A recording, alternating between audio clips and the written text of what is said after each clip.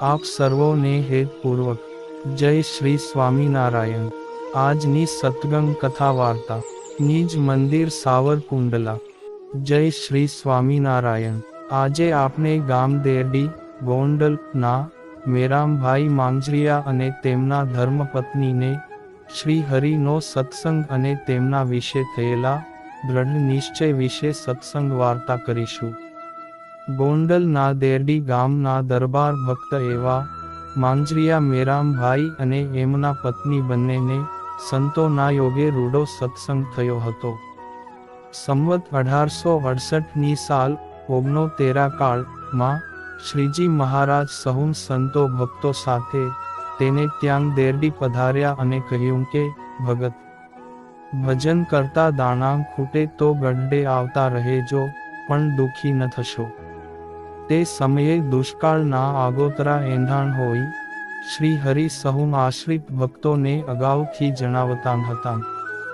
દુષ્કાળના વર્ષમાં ઘરના ઘર મેલીને લોકો વગડો વીખીને સીમાડા વળોટી ચાલ્યા જતા હતા। આવા કપરા સમયે મેરામ ભગતની કોઠીએ પણ દાણા ખૂટ્યા। એમના ઘરવાળા કર્માબાઈ એ મેરામ ભગતને કહ્યું, હાલો ને ગઢડે જઈએ, અહીં શીત દુઃખી થઈ રહેવું।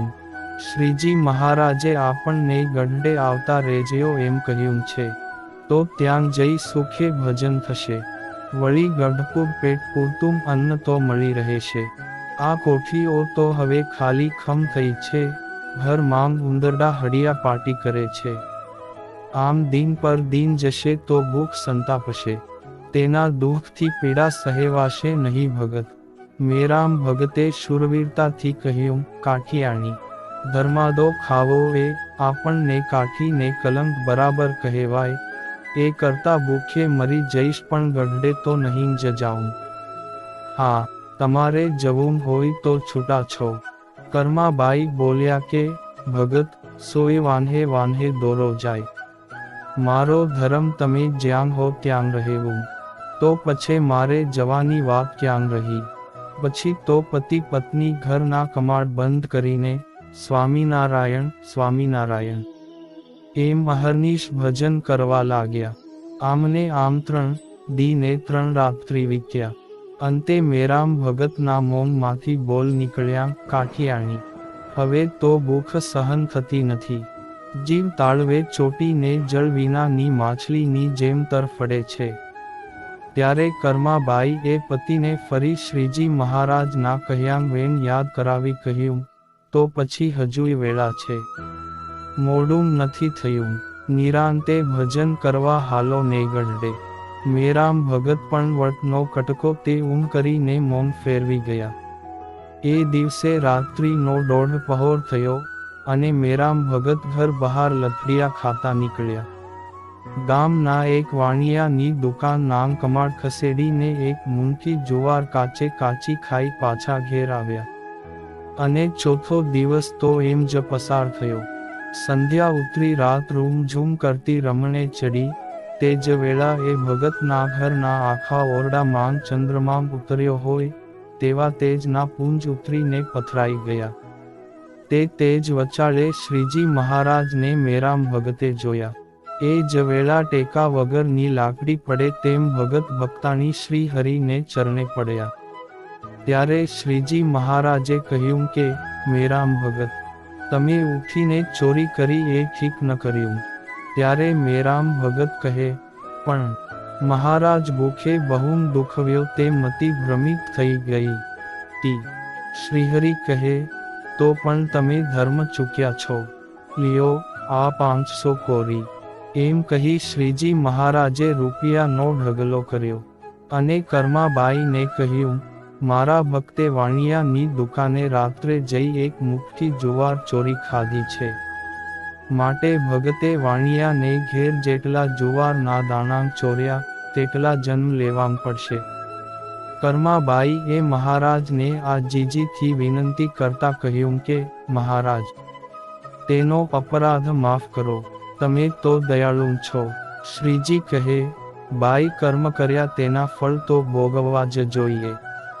તે સુનીને શ્રીજી મહારાજને કર્માંગ બાઈ હાથ જોડીને કહે, તો મહારાજ, હું કલંકિત બની એકલી અટુલી તેની ઝંખના માંગ ઝૂરતી ભવોભવ દુઃખી થઈ ભટકતી રહીશ. તેમના વિના મારું એકે આયખું સુખે જશે નહીં.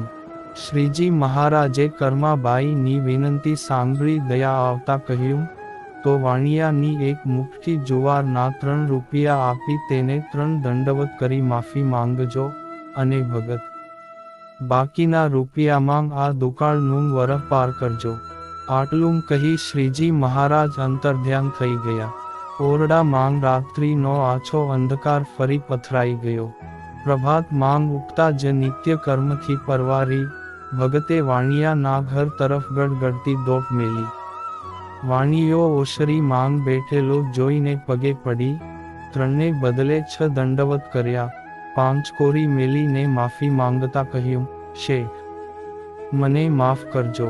ભૂખના દુઃખ માંગ મેં કાળું કામ કાલે રાત્રે કર્યું.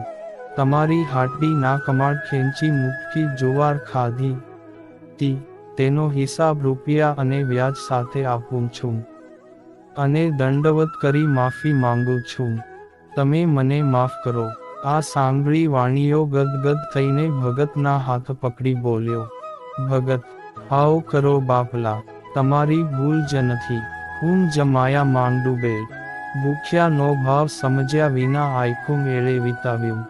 તમારો હિસાબ વ્યાજ સાથે મળી ગયો, લ્યો હવે રાખો. અને એ જ સમયે શેઠ પાસે પ્રાયશ્ચિત કરતા મેરામ ભગતને જોઈને વણિક શેઠને બહુ ગુણ આવ્યો. એ શેઠ શ્રી સ્વામિનારાયણ ભગવાનનો નિશ્ચય દ્રઢ કરીને શ્રી હરિના ચરણે આશ્રિત થવા ગઢડા પ્રયાણ કરવા મેરામ ભગત હારે જવા તૈયાર થયા.